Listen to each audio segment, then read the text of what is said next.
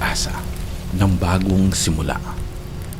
Natanong na ba natin ang ating sarili kung may pag-asa pa ba tayong magsimulang muli kapag mabigat ang dinadala natin, kapag paulit-ulit ang pagkakamali, at kapag pakiramdam natin ay huli na ang lahat? Saan tayo huhugot ng lakas? Narito ang isang makapangyarihang katotohanan. Hindi kailanman nauubos ang pag-asa kapag si Kristo ang sentro ng buhay natin. Kahit ilang beses tayong nadapa, may bagong simula para sa atin. Magandang araw sa inyong lahat. Ako nga pala si Brother Dave. Sa podcast na ito, pag-uusapan natin ang pag-asa ng bagong simula. Kung paano tayo muling babangon, paano natin haharapin ang mga hamon ng dinadanas natin ngayon, at paano tayo bibigyan ng liwanag ng Panginoon kahit sa pinakamadilim na bahagi ng buhay natin. Ipinapaalala sa atin ng mga propeta na ang pag-asa ay nagmumula sa pananampalataya kay Kristo, hindi sa perpektong sitwasyon. Marami sa atin ang dumadaan sa yugto ng buhay na pakiramdam natin ay nauubusan tayo ng pagkakataon.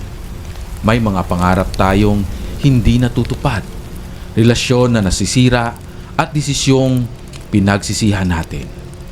Ngunit, ang Ebanghelyo ni Kristo ay mensahe ng panibagong simula. Hindi niya tayo hinusgahan base sa nakaraan natin, kundi sa kung sino ang kaya nating maging sa Kanya. Kapag hinahayaan nating pumasok ang pag-asa sa puso natin, nagsisimulang magbago ang pananaw natin. Ang problema ay hindi agad nawawala, pero nagkakaroon tayo ng lakas na harapin ito. Ang pag-asa ay hindi pag-iwas sa sakit. Ito ay paniniwalang may kahulugan ang pinagdadaanan natin. Itinuturo ng mga lider ng simbahan na ang pag-asa ay aktibong pananampalataya, paggawa ng tama kahit hindi pa malinaw ang resulta. May isang tao na nawala ng trabaho at direksyon sa buhay. Araw-araw, tinatanong niya ang sarili kung may silbi pa ba ang kanyang mga pagsisikap. Dumarating sa punto na gusto na niyang sumuko. Ngunit may isang simpleng paalala.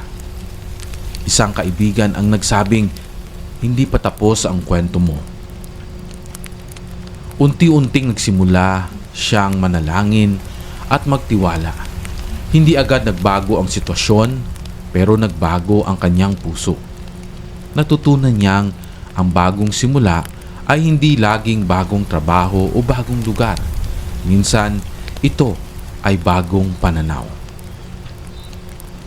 Kapag may nagpapaalala sa atin ng halaga natin, maaaring iyon ang paraan ng Diyos para muling buhayin ang pag-asa natin. Tulad ng sinabi sa 2 Corinto chapter 5 verse 17, kaya't kung ang sinuman ay na kay Kristo, siya ay bagong nilalang. Ipinapakita ng talatang ito na ang bagong simula ay espiritual muna bago pisikal. Kapag pinili nating lumapit kay Kristo, binabago niya ang pagkatao natin mula sa loob. Hindi niya binubura ang nakaraan, ngunit binibigyan niya ito ng bagong kahulugan. Ang pagiging bagong nilalang ay hindi nangangahulugang wala ng hamon. Ibig sabihin nito ay hindi tayo nag-iisa sa pagharap sa mga ito. Ayon sa mga lider ng simbahan, ang pagbabahid sala ni Kristo ang pinakadakilang patunay na laging may panibagong simula. Maraming halimbawa sa banal na kasulatan ng mga taong binigyan ng bagong simula. Tulad ni Pedro na nagkamali ngunit muling tinawag ng Panginoon upang maglingkod. Sa halip na itaboy siya, tinanong siya ni Kristo kung mahal niya siya. Ipinapakita nito na ang Panginoon ay hindi naghahanap ng perpektong tao. Hinahanap niya ang pusong handang magbago. Kapag tayo ay nagkamali, huwag tayong matakot lumapit muli sa Diyos. Noon, simple ang pamumuhay. Kapag may problema, sama-samang hinaharap ng pamilya at kapitbahay. Mahirap pero may pag-asa dahil may nagtutulungan. Sa kabila ng kaguluhan o kakulangan, may lakas ng loob at paniniwala na bukas ay may panibagong pagkakataon. Tinuturo ng mga lider na ang pagkakaisa at pananampalataya ang nagbibigay lakas sa bawat henerasyon. Ngayon, mas mabilis ang takbo ng buhay. Mas marami ang nag-iisa kahit maraming koneksyon. Ngunit ang mensahe ng pag-asa ay pareho pa rin. May bagong simula para sa atin. Huwag ikumpara ang sarili natin sa iba. Ang plano ng Diyos para sa atin ay natatangi. Ang bagong simula ay nagsisimula sa desisyon.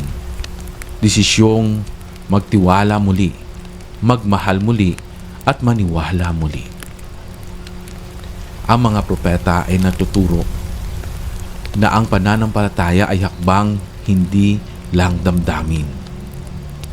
Nais ng Ama natin sa langit na malaman natin na mahalaga tayo at hindi siya sumusuko sa atin. Halimbawa nito, ang isang magulang na patuloy na umaalalay sa anak kahit paulit-ulit itong nadadapa. Alalahanin natin na ang Diyos ay mas interesado sa direksyon na tinatahak natin kaysa sa bilis ng paglalakad natin. Isipin ang sirang relo. Kahit huminto ito, maaari pa rin itong ayusin at kumana muli. Ganyan din tayo. Hindi sira kundi nangangailangan ng pagkukumpuni ng pag-ibig at biyaya. May mga araw na mahirap umasa. Pero okay lang yan.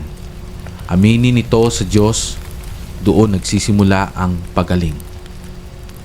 Tulad ng sabi sa Isaiah chapter 43 verse 19, narito, ako'y gumagawa ng isang bagong bagay.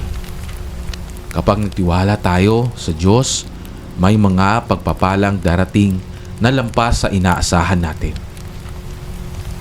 Ako'y nagpapatotoo na ang pag-asa ng bagong simula ay totoo kay Kristo. Laging may liwanag. Sa bawat nakikinig, tandaan natin, hindi po tapos ang kwento natin. Maraming salamat po sa pagsama and naway magkaroon po tayo ng tunay na diwa ng Pasko sa ating ngayong araw na to. Araw ng December 24. Merry Christmas po sa lahat. Alam ko na mahal tayo ng Diyos. We celebrate this because we give hope to ourselves. We give love to others. In the name of Jesus Christ, Amen.